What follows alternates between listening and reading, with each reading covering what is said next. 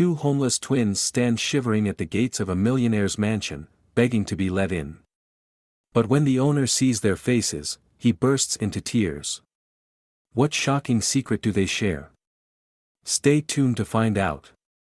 The biting wind howled through the empty streets as Caden and Emery pulled their thin jackets tighter around their frail bodies.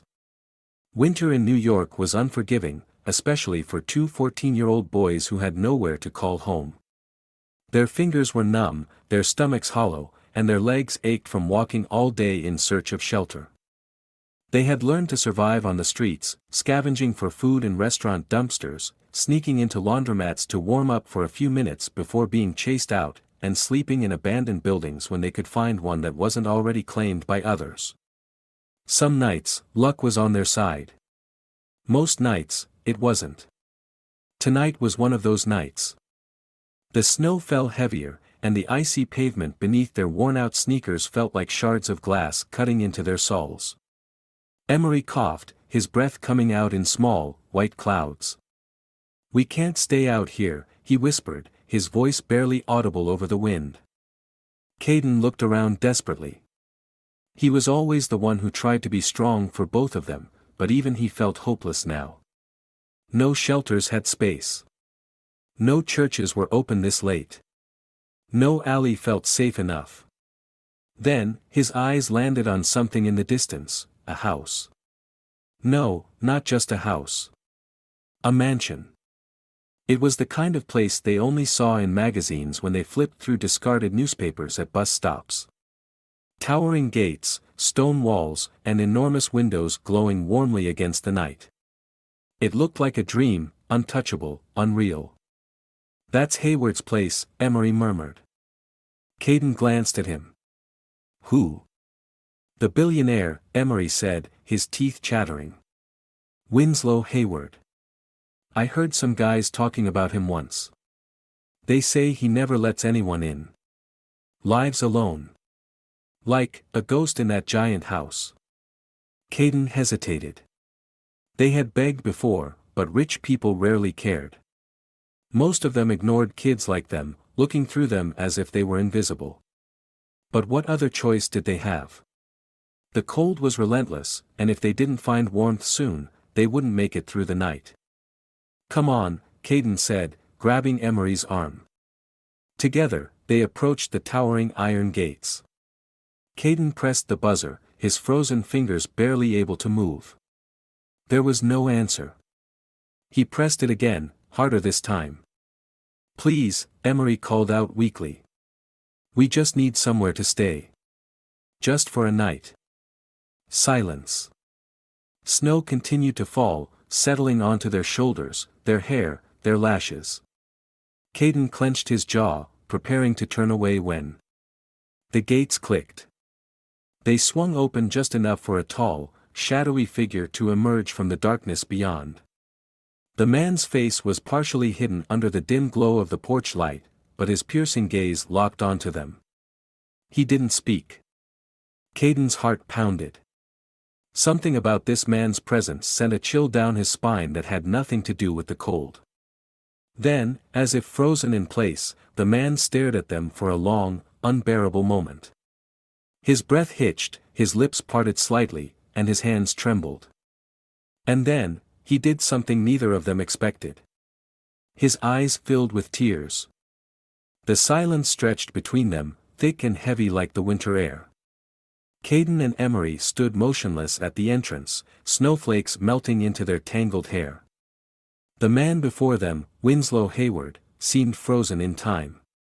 His sharp features, weathered with age, were twisted with something the boys couldn't quite place. Shock. Pain. Recognition. Then, as if catching himself, Winslow straightened, his expression hardening. He wiped a hand over his face quickly, as if brushing away the remnants of whatever emotion had gripped him. His piercing blue eyes, now cold and calculating, swept over them from head to toe. "What are you doing here?" His voice was deep, controlled, yet it carried an edge of something raw. Caden hesitated before speaking. We just need a place to stay. Just for the night."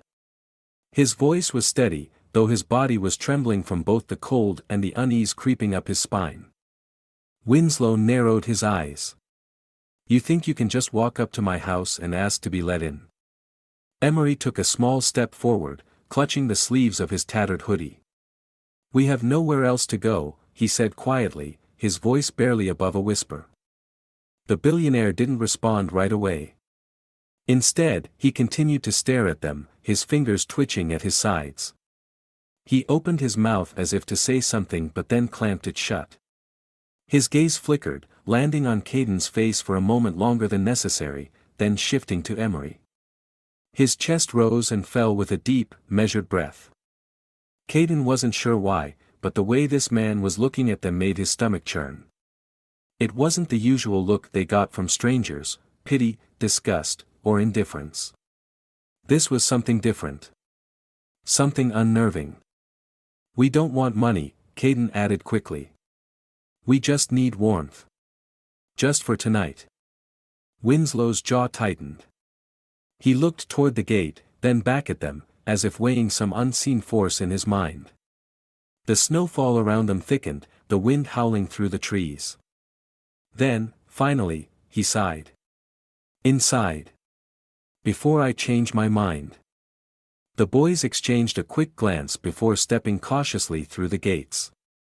The heavy iron doors groaned as they swung shut behind them, trapping them in a world that felt nothing like the one they came from.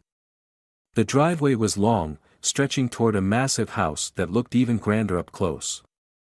Stone columns lined the entrance, and warm golden light spilled out from towering windows. A fountain in the middle of the circular driveway had frozen over, icicles hanging like daggers from its edges. The entire estate was eerily quiet. Winslow led them inside without another word. The second they stepped through the doors, warmth enveloped them like a thick blanket. Caden's legs nearly gave out from relief. The foyer was enormous, with marble floors so polished they reflected the boys' ragged appearances. A grand staircase spiraled upward, disappearing into the shadows of the second floor. The walls were adorned with paintings, portraits of people neither of them recognized. The entire house smelled of aged wood and something faintly like firewood burning in a distant room. "Take your shoes off," Winslow muttered. "I don't need you tracking snow through my house." Caden and Emery obeyed instantly, their frozen fingers fumbling with their damp, worn-out sneakers. Winslow studied them again, his expression unreadable. "Are you hungry?" The question took them by surprise. Caden swallowed hard before nodding. Emery, still shivering, simply whispered, "Yes." Without another word, Winslow turned and disappeared down a hallway. The boys stood in the middle of the massive foyer, exchanging nervous glances. "This is weird," Caden murmured. Emery wrapped his arms around himself. "I don't care if it's weird. It's warm." Minutes later, Winslow returned with 2 steaming bowls of soup. He set them down on a dark oak dining table before gesturing for them to sit. The boys hesitated for only a second before hurrying to the chairs. The moment Caden took his first spoonful, warmth spread through his chest, as if the liquid itself was breathing life back into him. Emery didn't even bother with the spoon, he gripped the bowl in both hands and drank deeply. Winslow sat across from them, silent, watching. "Why are you helping us?" Caden asked suddenly, his voice cautious. Winslow didn't answer right away. He exhaled sharply, his fingers tapping against the polished wood. "You remind me of someone," he finally said, his voice distant. Caden frowned. "Who?" Winslow's jaw clenched. His eyes darkened, and for a brief moment, he looked almost haunted. "That's none of your concern," he said curtly. Then, standing up abruptly, he added, "You can stay. One night. That's it." With that, he turned and disappeared up the grand staircase, leaving the boys alone in the vast, unfamiliar house. Caden exchanged a glance with Emery. There was something off about this man. Something strange about the way he looked at them. They had found shelter for the night. But for the first time in a long time, Caden wasn't sure if they should be relieved, or afraid. The house was silent. Too silent. Caden and Emery sat at the long dining table, the warmth from the soup still lingering in their bodies, but the tension in the air made it hard to fully relax. The massive chandelier above them cast a dim, golden glow across the polished wood, reflecting off the marble floors. The mansion was grand, almost unreal, yet it felt empty, like a hollow shell of something that had once been full of life. Winslow Hayward had disappeared up the staircase after his cryptic remark. The way he had looked at them, the strange flicker of emotion in his eyes, it unsettled Caden. He had spent years learning how to read people, how to spot danger before it could reach them. And something about Winslow wasn't right. Emery, however, seemed oblivious to the unease that twisted in Caden's gut. He was warm. He had eaten. That was all that mattered. "This place is crazy," Emery whispered, running a hand over the smooth wood of the table. "Can you imagine living somewhere like this?" Caden frowned. "Yeah. Alone." Emery glanced toward the staircase, as if expecting Winslow to reappear. "Do you think he has family?" Caden hesitated. "He said we remind him of someone." Emery's brow furrowed. "Yeah. That was weird." Caden thought back to the look on Winslow's face when he first saw them. It wasn't just shock. It was something deeper. Pain. Regret. He pushed the thought aside and glanced around the room. The house felt too big, too quiet for just one man. Where were the housekeepers? The security? A billionaire should have staff, shouldn't he? "Come on," Caden said, standing up. Emery blinked. "Where are we going?" "I want to see something." Emery hesitated, but the curiosity in Caden's voice was enough to make him follow. They crept through the house, their footsteps muffled by the thick rugs. The hallways were lined with paintings, some landscapes, some portraits. The deeper they went, the colder the air seemed to get. The house wasn't physically cold, but something about it felt off. Then they saw it. At the end of the hallway, above an ornate fireplace, hung a massive portrait. It showed a family, Winslow, younger, smiling, his arm wrapped around a beautiful woman with dark hair. And in front of them, two boys. Twins. Caden felt his blood run cold. They looked exactly like him and Emery. Same sandy blonde hair. Same sharp cheekbones. Same deep, intelligent eyes. "That's us," Emery breathed. Caden stared, his pulse hammering. No. It wasn't them. It couldn't be.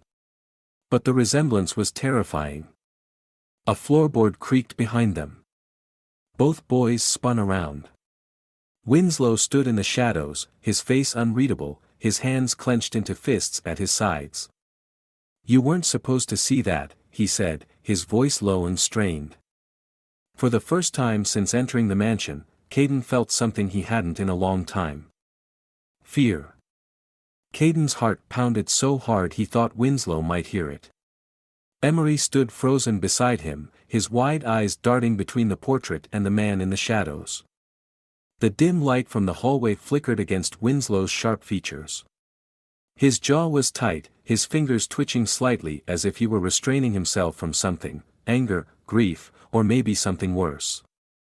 "You weren't supposed to see that," he repeated, his voice lower this time, almost like a whisper. Caden forced himself to swallow the lump in his throat. He had learned long ago that fear was a weakness on the streets. If someone saw it, they could use it against you. He straightened his back, pushing down the unease in his gut. "Who are they?" he asked, keeping his voice steady. Winslow didn't answer right away. His gaze flickered toward the portrait, his breathing shallow. Then, after what felt like an eternity, he exhaled sharply. "My family," he said, his voice thick with something Caden couldn't quite place. Emery shifted uncomfortably beside him. "Your family?" he echoed, glancing again at the two boys in the painting. Winslow stepped forward slowly. His polished shoes barely made a sound against the hardwood floors, but his presence was heavy, suffocating. He stopped just a few feet away from them, his piercing blue eyes locked onto theirs. "I had twin sons," he said, his voice strained. "Andrew and Owen." Caden felt a strange chill creep up his spine. Andrew and Owen. The names felt foreign, but the faces in the painting were eerily familiar. "What happened to them?" Emery asked softly. Winslow's entire body tensed. His hands curled into fists at his sides, and for a moment, Caden thought he wasn't going to answer. But then, with a slow inhale, he spoke. "They died," he said, his voice barely above a whisper. 14 years ago. A car accident." The words hung in the air like a thick fog. Caden's stomach twisted. 14 years ago. That was exactly how old he and Emery were. A sick feeling settled in his gut. But, Emery's voice trembled slightly. "They look just like us." Winslow's gaze darkened. He took another step closer, his breath unsteady. "I know," he murmured. Caden clenched his fists. This wasn't right. Something about this didn't make sense. He and Emery had spent their entire lives bouncing from one bad situation to another, living in shelters, running from the system. No one had ever told them where they came from. What if they had been lied to? What if they didn't die? Caden found himself saying before he could stop himself. Winslow's eyes snapped to his, something fierce flashing through them. "They died," he said sharply. "I buried them. I grieved them." Caden held his ground, but his mind was racing. "We don't know where we come from," Emery blurted out. "We've never known." Winslow's breath hitched. His expression cracked for just a fraction of a second before he masked it again. He turned away abruptly, running a hand through his graying hair. "This is ridiculous," he muttered. "You're just street kids. Strangers. There's no way." But he didn't sound convinced. Caden could see it in his face. He saw the doubt, the fear. He saw something Winslow himself was too afraid to admit. "What if we're not?" Caden pushed. "What if we're them?" Winslow didn't answer. He didn't move. For a long moment, silence filled the room, thick and suffocating. Then, without a word, Winslow turned and strode away, disappearing down the long, dark hallway. Caden and Emery were left standing in front of the portrait, the faces of two boys staring back at them, faces that looked exactly like their own. Caden and Emery stood frozen in the dimly lit hallway, staring after Winslow as his figure disappeared into the shadows. The only sound was the distant ticking of a grandfather clock somewhere in the house, each second stretching longer than the last. The weight of what had just happened settled heavily in Caden's chest. They had spent their whole lives not knowing where they came from, who they really were. Now, suddenly, they were staring at a portrait of two boys who looked exactly like them, boys who were supposed to be dead. Caden swallowed hard and turned to Emery. "You heard what he said," he muttered. 14 years ago. A car accident." Emery hugged himself, his arms tight around his thin frame. "That's the same age as us." "I know." Caden exhaled slowly, his mind racing. If Winslow had buried his sons, then how could they be standing here? Was it some twisted coincidence, or was there something bigger at play? Emery glanced around, his voice dropping to a whisper. "We need to find out more." Caden nodded. His instincts were screaming that something was wrong, that Winslow wasn't telling them everything.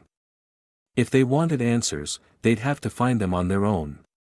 Moving cautiously, they made their way deeper into the mansion, their steps barely making a sound against the marble floors. The house was massive, filled with long hallways, dark wooden doors, and rooms that looked as if they hadn't been touched in years. The dim glow of antique lamps cast eerie shadows on the walls, making everything feel even more unsettling. They reached a study, a large room lined with bookshelves from floor to ceiling. The scent of old paper and polished wood filled the air. A grand mahogany desk stood at the center, its surface covered with neatly stacked papers, a laptop, and a small, silver picture frame. Caden moved closer, his eyes narrowing as he picked up the frame. His stomach twisted. It was the same family from the portrait, the same mother, the same father. And the same twin boys. But this picture was different. The boys looked younger, maybe around 3 or 4 years old. Their smiles were wide, full of life. Their eyes, identical to Caden's and Emery's, shined with happiness. Emery peered over his shoulder. "That's us," he whispered. Caden turned the frame over in his hands. Something about this didn't make sense. If Winslow had lost his sons, why did everything in this house still feel like a shrine to them? Why had he reacted the way he did when he saw them at the gate? Emery moved to the desk, opening one of the drawers carefully. Inside were files, neatly arranged in folders. He pulled one out, his fingers shaking slightly as he flipped it open. His breath hitched. "What is it?"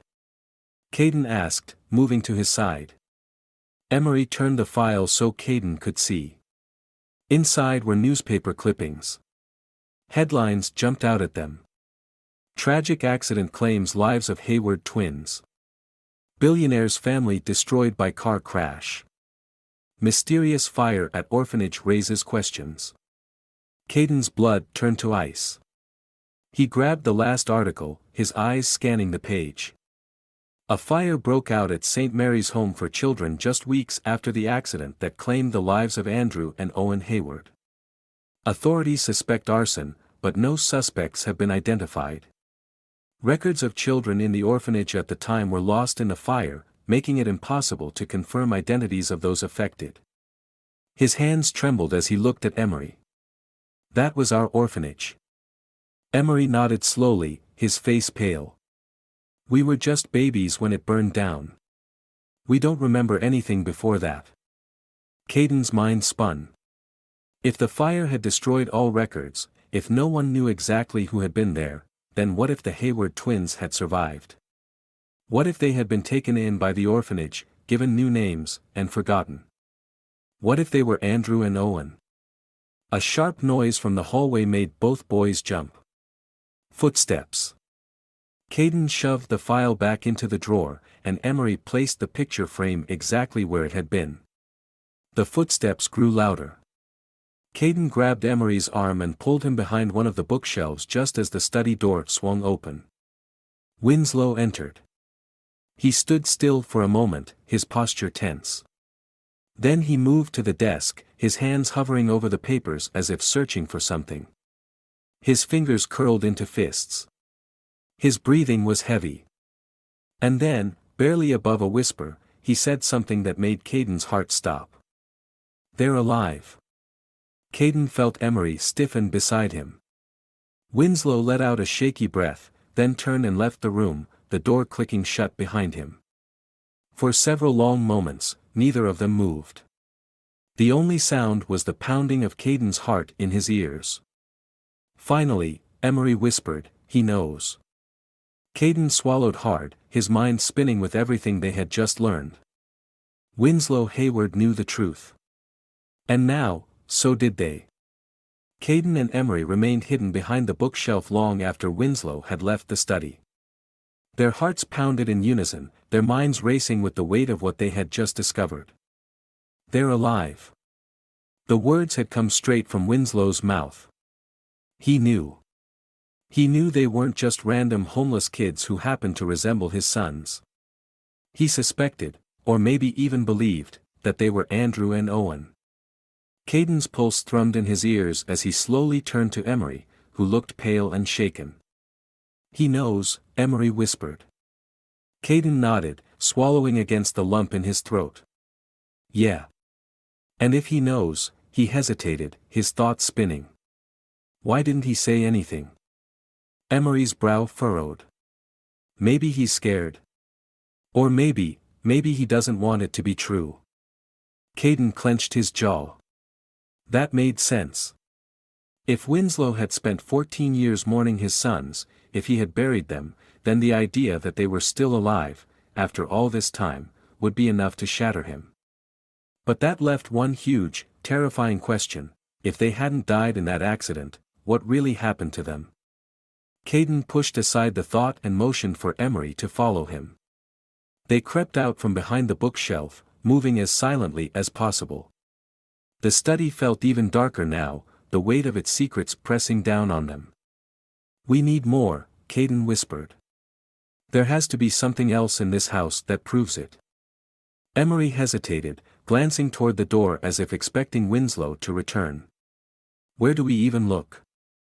Caden thought for a moment. Then it hit him. The master bedroom. Emery's eyes widened. "Are you crazy?" Caden ignored him and moved toward the hallway, his body tensed. They had come this far, there was no turning back now. The house was silent except for the faint ticking of a clock somewhere in the distance. They moved carefully, avoiding the creaky floorboards as they climbed the grand staircase. At the end of the hall stood a set of double doors, Winslow's bedroom. Caden tested the handle. Unlocked.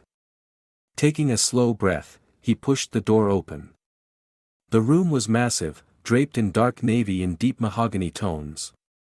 A king-sized bed sat in the center, its sheets neatly tucked, as if no one had slept in it for years. A fireplace lined one wall, cold and untouched. The air inside felt heavy, almost suffocating. Caden's eyes scanned the room. He wasn't sure what he was looking for, but he knew there had to be something. A safe, old letters, documents, anything. Emery moved toward a large wooden dresser, his fingers skimming the surface. "He lives like a ghost," he murmured. "Like he stopped being a person a long time ago." Caden understood what he meant. Everything about this room felt frozen in time. Then something caught his eye. A large, antique trunk sat at the foot of the bed. It looked different from the rest of the furniture, worn, almost out of place. Caden crouched down and carefully unlatched it. The lid creaked as he lifted it, revealing stacks of old papers, photo albums, and something wrapped in a soft cloth. His hands trembled as he unwrapped it. It was a baby blanket. Faded blue, soft from years of wear. And stitched into the corner were two names. Andrew and Owen. A sharp breath caught in Caden's throat. He ran his fingers over the embroidered letters, his chest tightening. Emery knelt beside him, his gaze locked on the blanket.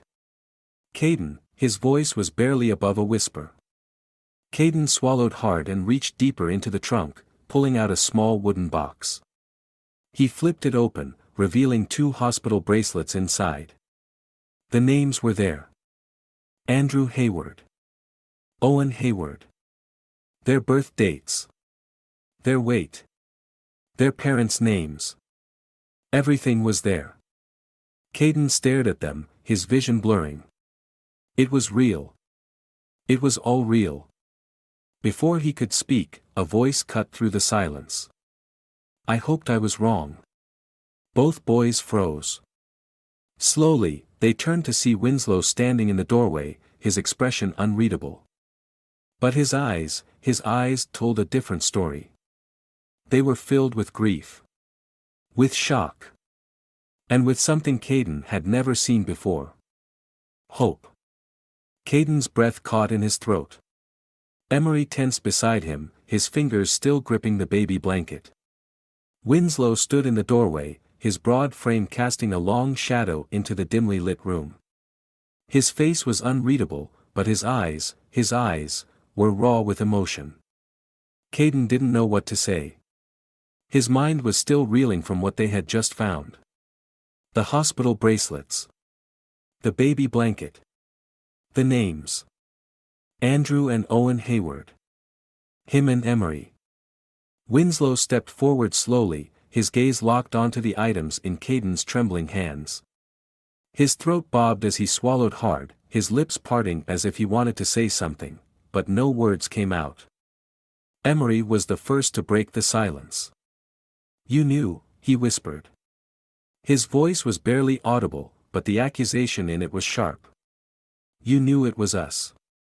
Winslow's shoulders sagged slightly, his fingers curling into fists at his sides. "I suspected," he admitted, his voice hoarse. "The moment I saw you at the gate, something inside me knew." Caden's pulse pounded in his ears. "But you didn't say anything." Winslow exhaled sharply, dragging a hand through his graying hair. "Because it didn't make sense," he said, his voice breaking slightly. "Because my sons died." He gestured toward the trunk, his hands trembling. "I buried empty caskets." The words hit Caden like a punch to the gut. "Empty?" Winslow nodded, his expression dark. "After the accident, there were no bodies," he admitted. "The fire destroyed everything. They told me there was no way my boys could have survived." His breath hitched. "But if they were wrong?" Emery's hands clenched around the blanket. "They were wrong." Winslow took another step closer, his eyes searching their faces. "You don't remember, do you?" Caden shook his head. "We don't remember anything before the orphanage," he said, his voice tight. "We didn't even know our real names." Winslow's face twisted with grief. He turned away for a moment, as if trying to compose himself. When he spoke again, his voice was softer. "I lost everything that day," he murmured. "My wife. My sons. My entire life." His fingers dug into his palms. "But now you're standing here." Caden could see the struggle in him, the war between disbelief and hope. The fear of believing something too good to be true. Winslow let out a shaky breath. "I need to know for sure." Caden frowned. "What do you mean?" Winslow's gaze flickered toward the trunk, then back to them. "A DNA test." Caden's stomach twisted. Of course. Winslow was a businessman. He needed proof. Emery swallowed hard. "And if it's true?" Winslow's eyes softened. "Then I got my sons back." His voice wavered. "After all these years. I got you back." For a long moment, no one spoke. The weight of the moment pressed down on all of them. Then, Caden did something he hadn't done in years. He stepped forward. And hugged his father. Winslow tensed, just for a second, before his arms wrapped around Caden, holding him tightly, as if afraid he would disappear. His breath was uneven, and Caden could feel his chest rising and falling rapidly. Then Emery joined them, wrapping his arms around both of them. Winslow let out a quiet, broken sob. For the first time in 14 years, they weren't alone. For the first time in 14 years, Winslow Hayward wasn't broken. He was whole. The next few days passed in a blur. Winslow insisted on getting the DNA test done immediately, and though Caden and Emery had already accepted the truth in their hearts, seeing the official results on paper still sent a shock through them. 99.9% match. They were his sons. The moment the doctor handed Winslow the results, he sank into the chair in his study, his hands shaking as he read the words over and over again. Emery, sitting beside Caden on the couch, fidgeted anxiously. Neither of them knew what to say. "What did you even say in a moment like this?" After a long silence, Winslow looked up at them. His eyes, filled with unshed tears, landed on Caden first. Then Emery. "I don't know how this happened," he said, his voice hoarse. "I don't know how I lost you. How I spent 14 years believing you were gone." His hands clenched around the paper. "I failed you." Caden shook his head. "You didn't fail us." Winslow let out a bitter laugh. "I did. I should have known. I should have searched harder. I should have never believed them when they told me you were gone." Caden understood that guilt. He and Emery had lived with their own version of it for years. The feeling of helplessness. Of wondering what if. "It's not your fault," Emery said quietly. Winslow took a deep, shaky breath. He looked at them again, really looked at them, as if trying to memorize every feature. "You called yourselves Caden and Emery." Caden nodded. "Those were the names the orphanage gave us." Winslow hesitated. "And if I asked you to take back your real names?" Caden and Emery exchanged a glance. Andrew and Owen. It felt strange. Foreign. But at the same time, right. Caden, Andrew, looked back at Winslow. "It might take some time to get used to," he admitted. "But yeah. We can do that."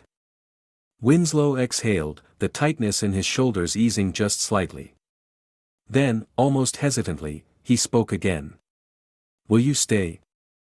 Emery blinked. "Stay. This is your home," Winslow said, gesturing around them. "It was always your home. And it can be again. If you want it." The weight of those words settled between them. Home. For as long as they could remember, home had been wherever they could find warmth for the night. An abandoned building. A shelter. A park bench. Now, for the first time in their lives, they had a real home. A father. A family. Emery bit his lip, his eyes suspiciously glassy. "You want us to stay?" Winslow let out a choked laugh. "I've wanted nothing more since the day I lost you." That was it. Emery practically launched himself at Winslow, wrapping his arms around him so tightly it nearly knocked him off the chair. Winslow laughed through his tears, his arms circling his son like he was afraid to let go. Caden, Andrew, stood for a moment, watching. Taking it all in. Then he stepped forward and joined them. For the first time in their lives, they weren't running. They weren't homeless. They were home. This story is about loss, resilience, and the power of family. It's about two boys who spent their lives fighting to survive, never knowing that they had a father who never stopped mourning them. And it's about a man who thought he had lost everything, only to realize that fate had given him a second chance. At its core, this is a story of hope. Of finding light in the darkest moments. Of realizing that even when life tries to break us, there's always a path back to where we belong. Caden and Emery, or rather, Andrew and Owen, lived their entire lives believing they had no one. But in reality, they were never forgotten. They were never unloved. They were simply lost, waiting to be found again. Winslow's journey is just as powerful.